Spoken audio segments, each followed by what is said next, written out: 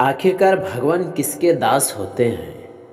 यह बहुत ही सुंदर सी कहानी है जिसे सुनकर आपको भी भगवान के ऊपर श्रद्धा तो होगी ही ज़्यादा, लेकिन आपको यह पता चल जाएगा कि भगवान आपके दास हैं, आपकी बात सुन रहे हैं या नहीं।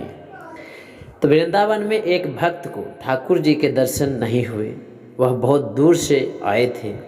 लोग कहते थे कि अरे ठाकुर जी तो सामने खड़े हैं, पर वह कहता कि भाई मेरे को तो दिखता ही नहीं है। इस तरह 3 दिन बीत गया, फिर भी ठाकुर जी का दर्शन उस भक्त को नहीं हुआ।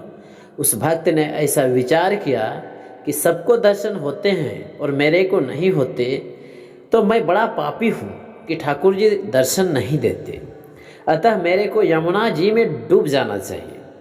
ऐसा विचार करके रात्रि के समय वह भक्त यमुना जी की तरफ चल पड़ा। वहाँ यमुना जी के पास एक कोढ़ी व्यक्ति सोया हुआ था। उसको भगवान ने स्वप्न में कहा कि अभी यहाँ पर जो आदमी आएगा उसके तुम पैर पकड़ लेना, उसकी कृपा से तुम्हारा कोढ़ दूर हो जाएगा। वह कोढ़ी उठकर बैठ गया। जैसे ही वह भक्त वहाँ पहुँचा, कोढ़ी ने उसके पैर पकड़ लिए और कहा कि मेरा कोढ़ दूर कर दो। भक्त बोला कि अरे मैं तो बड़ा पापी हूँ, ठाकुर जी मुझे दर्शन भी नहीं देते। बहुत झंझट किया, परंतु कोढ़ी ने उसको छोड़ा नहीं। अंत में कोढ़ी ने कहा कि अच्छा तुम इतना कह दो कि तुम्हारा कोढ़ दूर हो जाएगा। वह बोला कि इतनी हमारे में योग्यता नहीं है। कोढ़ी ने जब बहुत आग्रह किया तब उसने कह दिया कि तुम्हारा कोढ़ दूर हो जाएगा। ऐसा कहते ही क्षण मात्र में उसका कोढ़ दूर हो गया और वह कोढ़ी व्यक्ति पूरी तरह से स्वस्थ हो गया। तब उसने स्वप्न की बात उस भक्त को सुना दी कि भगवान ने स्वप्न में मुझे ऐसा करने के लिए कहा था। यह सुनकर भक्त ने सोचा कि आज नहीं मरूंगा, और लौटकर पीछे आया तो ठाकुर जी के दर्शन हो गए। उसने ठाकुर जी से पूछा कि महाराज पहले आपने दर्शन क्यों नहीं दिए?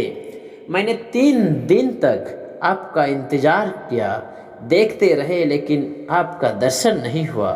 ठाकुर जी ने कहा तुमने उम्र भर मेरे सामने कोई मांग नहीं रखी, मेरे से कुछ चाहा नहीं, अतः मैं तुम्हें मुंह दिखलाने लायक नहीं रहा।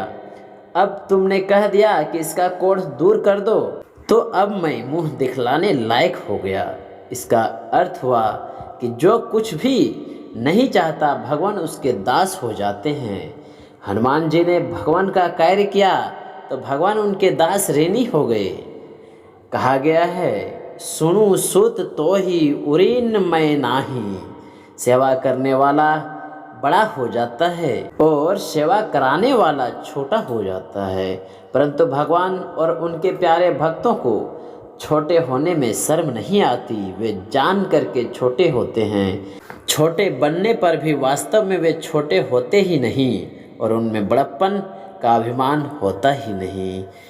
इस कहानी से समझा जा सकता है कि यदि कोई भक्त भगवान से सच में कुछ नहीं मांगा हो और उसकी सेवा किया हो तो भगवान उस भक्त के दासी हो जाते हैं। आप लोगों को यदि यह छोटी सी कहानी अच्छी लगी तो इस यूट्यूब चैनल को सब्सक्राइब ज़रूर कर लीजिएगा ताकि इस तरह की अच्छी कहानी मिलती रहे।